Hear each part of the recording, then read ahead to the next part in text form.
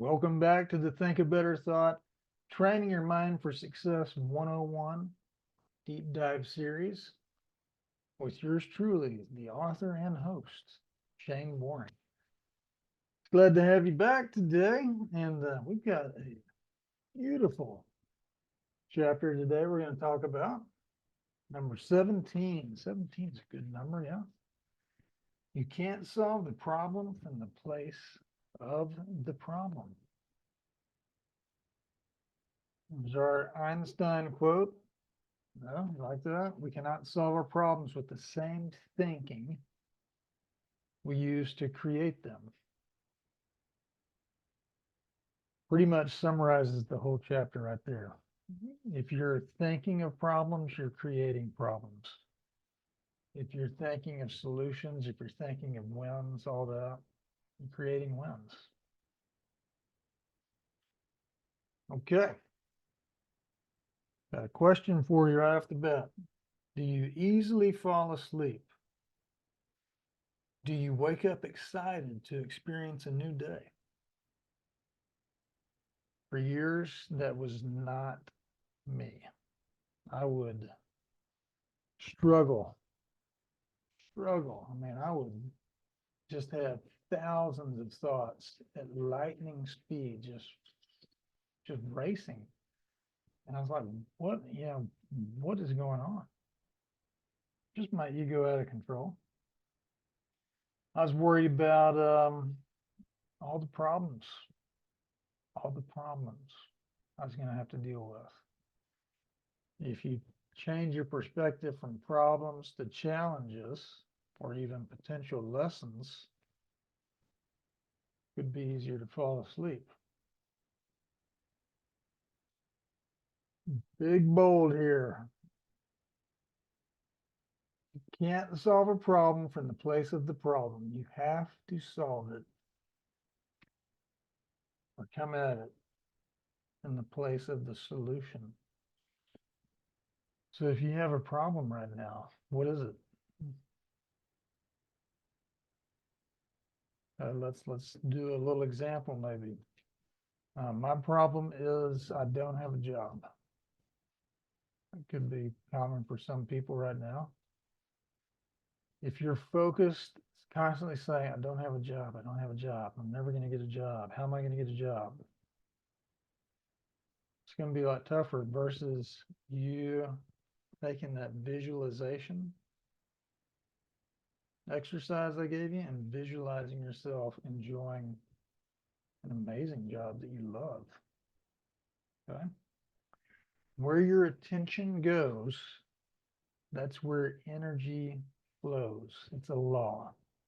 You can't change it. You can argue against it.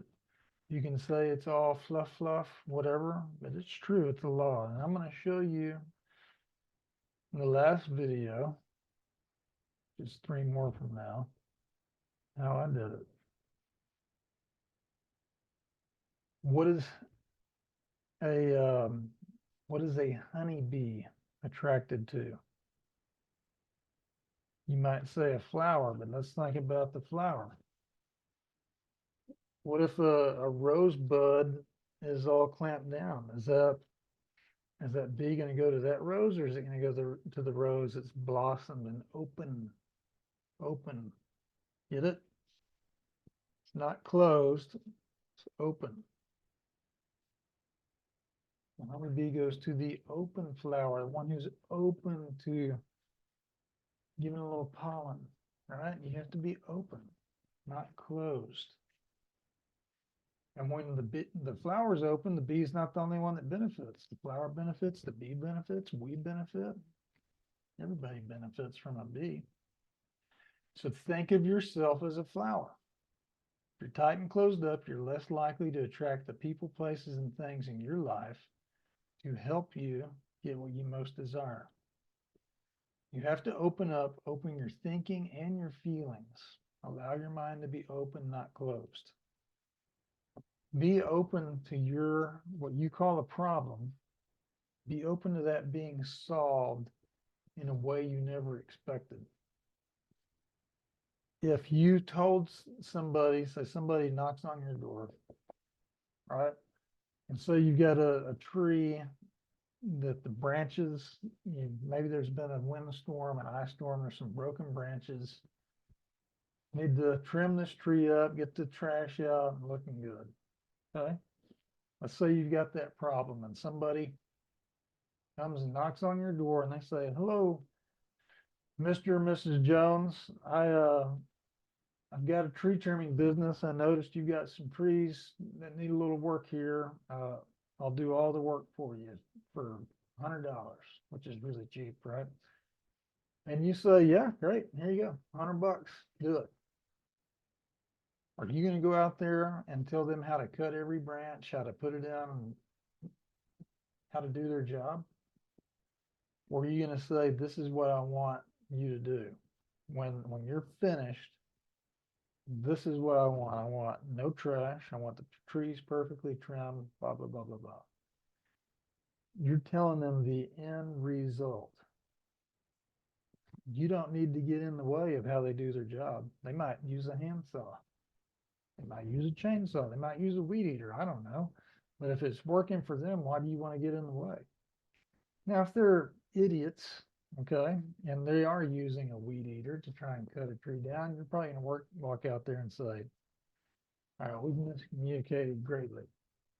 But overall, I hope you get my point, and that you're not going to get in the way of someone doing their job when you told them what you want the end result to be.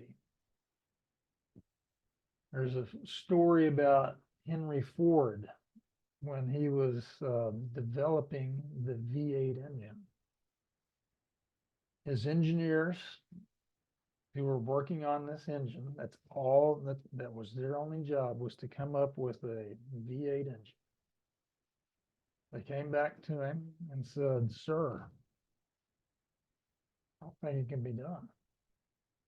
It's not possible. Did Henry Ford tell them how to build it? No, he said, I want it and I'll have it. Go back to work and figure it out. And in another 6 months, they brought him a V8 engine. He knew what he wanted. That's what his vision was on, was the end result, the solution, not the problem, not the engineers not being able to figure it out or not having the right ones. No, he focused on the solution and it came to him. Bigger challenges require longer, more intentional focus. Okay. So if you want to go big, be prepared. We're going to talk about this a little bit later. Sometimes it's better to train yourself with some smaller things. And we'll get into that. Now, here's another refresher for you that you might want to do. And I kind of previewed this in the back. Remember our couch exercise where we lay down and enjoy resting on the couch while our subconscious solves our problems? You can do exactly that. Go to the couch and tell yourself, solve this problem, solve this challenge, whatever it is, and raise your right arm 6 inches to a foot, let it fall. Do it twice. Left arm, right foot, left foot. You can do it in any order you want. Make it work for you. You can even drop it 3 times. I think you need at least 2. But try that and say, solve this problem. And then drift off, totally clear your mind out, and give yourself the open space. Your subconscious has the open space to go access all the things it needs to solve this problem for you. It'll happen. Trust me, but you got to do it. All right. We're already at our chapter summary. This is the easy one. By focusing your thoughts on gratitude, the solution, and your desired outcome, rather than how bad the problem is, you're opening yourself up to receiving the solution. All right, I want you to take a short break, and I'll put the link in the comments here. There's a video on YouTube from the NASA Jet Propulsion Laboratory. It's called the pale blue dot, and where's the link?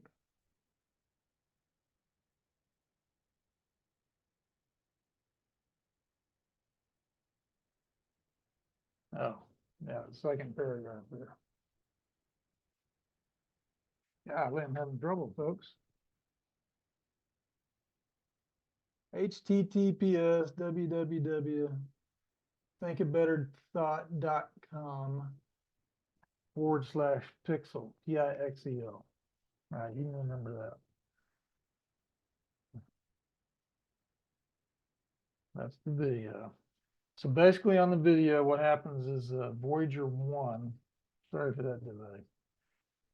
But on February 14th, 1990, Voyager 1 took a picture at a distance of 3.7 billion miles from the Earth. It's known as the pale blue dot. Now, over the last couple of years, have come to believe that NASA is completely full of shit. So this may actually not be true, okay?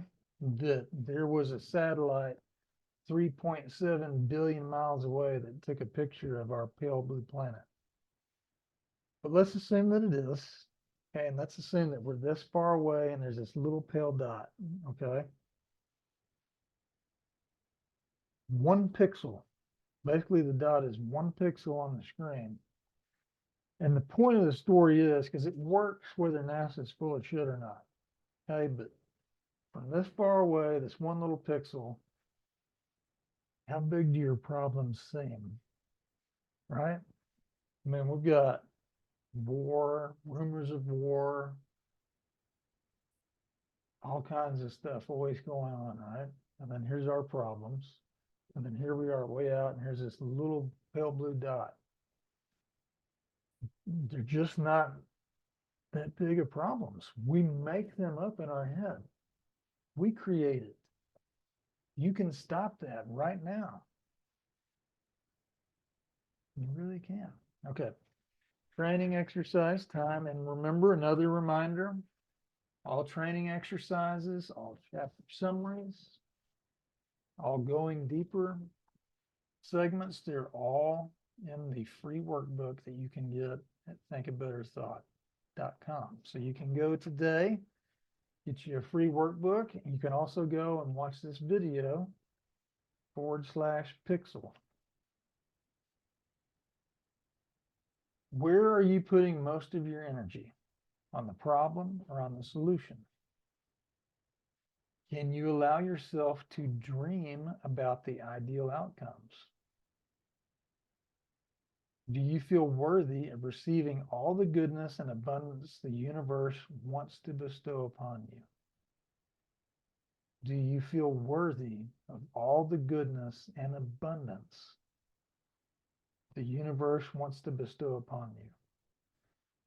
And you can change the universe to God, whatever, because everything comes from the Creator, period.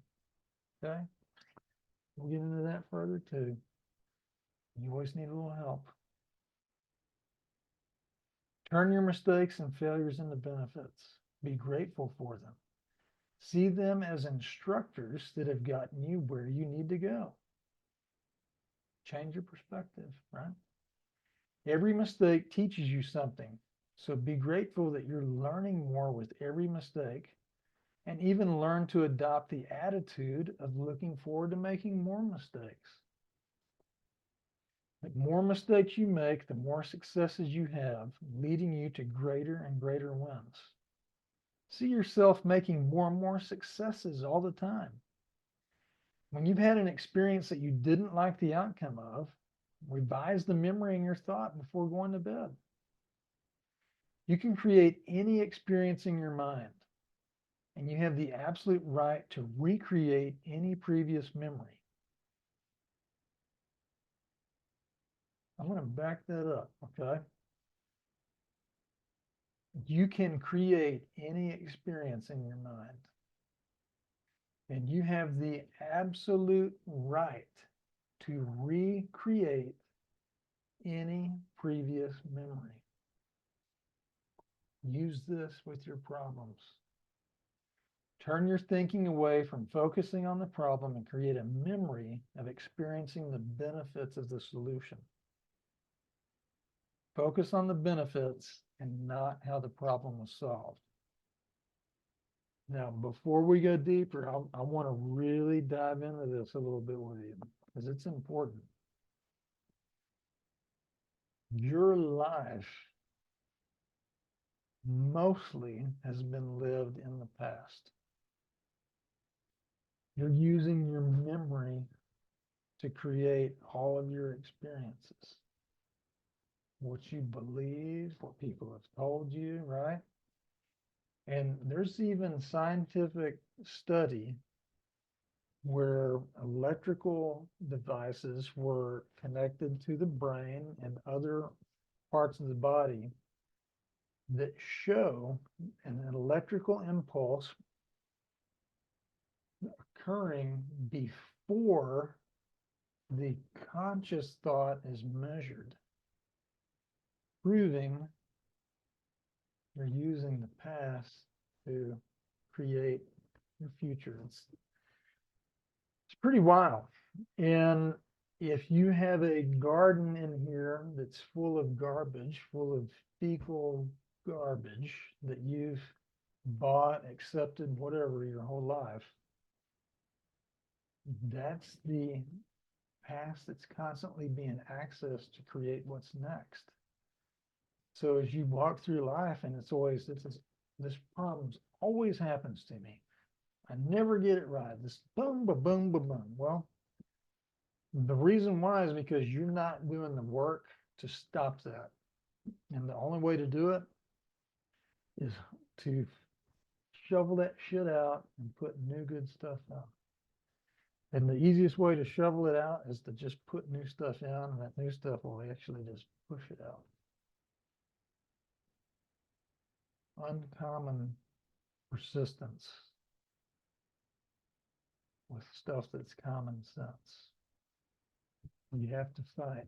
Okay, let's go deeper. Come from the solution. What eliminates a problem?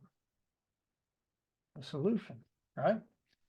You need to come from the place of the solution rather than the place of the problem if you really want things to be different. Do you really want things to be different? Then you need to change, period. You want things to stay the same? Don't do anything. One, focus only on solving one problem at a time. Okay, real important.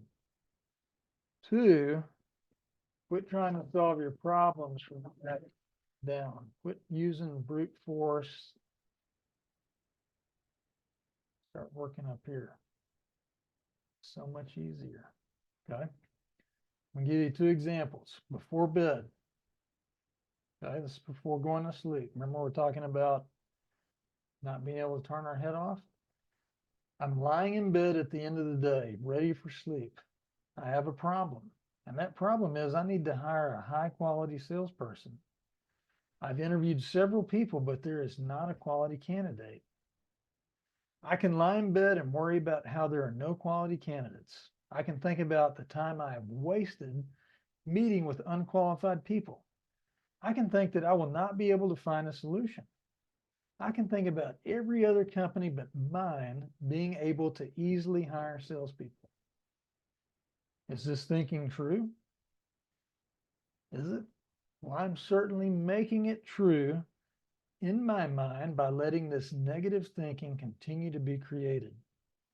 This kind of thinking has a very good chance of preventing me from getting the rest that I desire. I'm just trying to rest. I'm in bed, right? Preventing me from getting the rest I desire. It has a profoundly negative impact or negative effect on the chance of even a decent night's sleep. Okay, so I can do that. I cannot change. I can keep doing the same thing. Or what I've learned, okay, you ready? A better option is to focus my thought before going to sleep on my desired outcome. Instead of thinking about what I do not have, I daydream before falling off to sleep, visualizing the perfect salesperson enjoying success with my company. And how am I visualizing that? We'll come back to that in a second. I have a much better chance of resting, and I have an even better chance of waking up to a solution because my subconscious mind has had the entire night to work toward an answer instead of working on what I do not desire, my problem. I don't want my problem. All right, let's go on to bed. I'm going to give you another example where you wake up and the shit hits the fan inside your head right away, okay? All right, the waking up example uses the same problem of needing to hire a high quality salesperson. I awake in dread. I have an even more intense recitation of my problem than while I was laboring to go to sleep, because now it's morning. What I dread is about to happen. I fully expect that I will receive a dismal experience with each interview. So I'm waking up and grabbing the problem and making love to it as fast as I can, right? Or, you ready?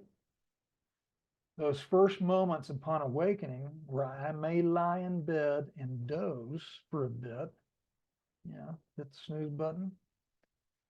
That's an excellent opportunity for me to say, solve the salesperson problem, and then fall back to sleep for a few minutes.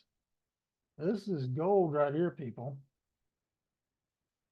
This is another opportunity for me to hand the problem off. Here you go, buddy. I'm handing it to you. Hand it off to my subconscious mind instead of letting the problem of not having a quality salesperson linger in my conscious thought.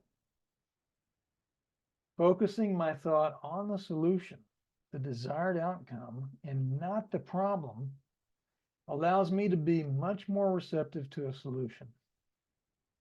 If I am spending my thought and energy on the problem, I am more likely to be closed to receiving the solution.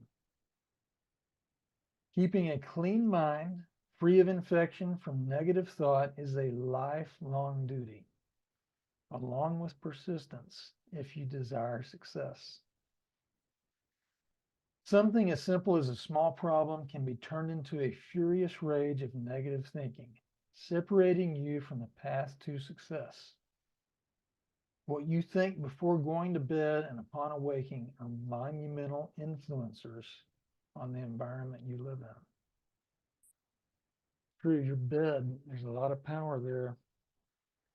A lot of things go on in the bedroom probably, and this is one that you need to keep total control over. Is, what you're focusing on before you go to bed and when you wake up. Turn it into success. Now, you may wake up tomorrow morning and just thinking nothing but problems. And then let's say 11 o'clock hits. And you're like, oh my God. All I thought about were problems today. What am I going to do? I'm having a terrible day. Well, what did you do? Right then, reset, say change.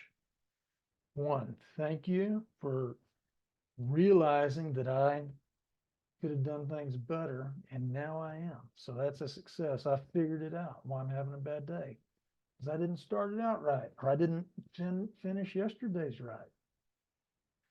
Give yourself a reminder. Put a thought provoker on your bedside table. Put a thought provoker in your sheets.